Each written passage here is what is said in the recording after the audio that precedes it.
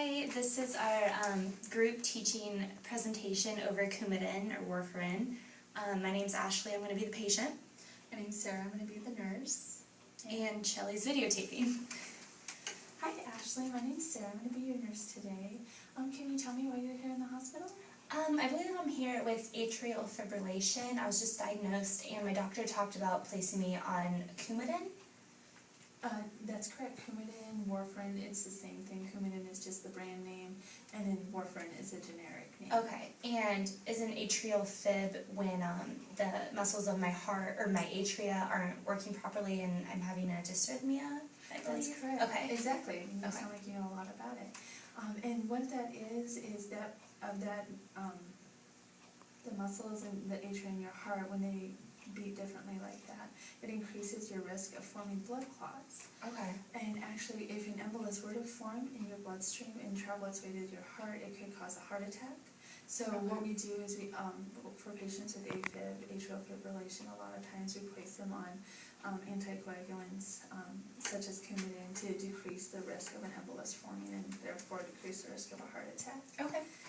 Do you know much about Coumadin, the side effects, the dose? Yeah, all I know really is that it's a blood thinner, and a major side effect I've heard of is the increased risk for bleeding, just because your blood's so thin that it can much easier just bleed with just a little cut or a nick. That's true. Okay. That is one of the major side effects. It also causes cramps and some nausea, but I would say bleeding would be the major one. Okay. And with that, you just want to be careful when you're cooking, especially with knives, that if you cut yourself, or shaving if you nick yourself, that it won't stop bleeding as quickly as you're probably used to, because you have less, your body has less coagulation factors in the blood Okay. now. And then also, do you know, did the doctor talk about the dose you're going to start on? He didn't mention that, no. Okay, we'll probably start you off on 4 milligrams a day for 2 to 4 days, and then we'll draw a lab after that. That's called the INR, and that looks at the anticoagulation factors within your blood. Okay. And what we'll do is, looking at that INR, we'll know how to raise or lower your dose. If your INR is high, then we'll lower your Coumadin. If it's low, then we'll raise your Coumadin or warfarin.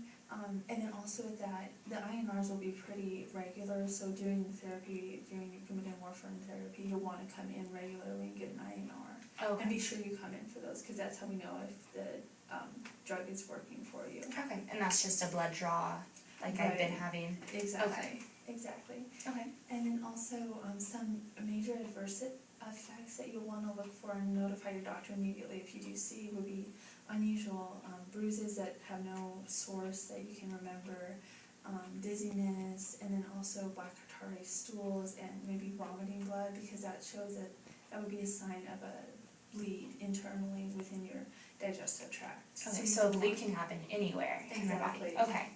Exactly.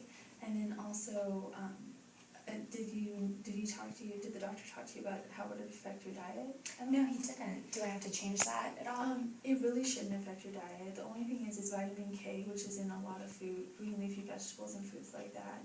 It is the antidote for Coumadin or warfarin, so it will go against the therapy. Okay. So you don't have to cut it out of your diet, but don't change your vitamin K intake dramatically within a few days. Okay. If you want to increase your vitamin K intake or decrease it, talk to your doctor first before doing so. Okay. And other than that, though, it really shouldn't affect your diet much. Okay. Do you have any more questions for me? No, so basically I understand that diet-wise don't do any dramatic increasing or anything, just to Exactly. watch for that kind of working against the anticoagulation effect. I will definitely be careful shaving or using the knives in the kitchen and watch for little bruises or little nicks.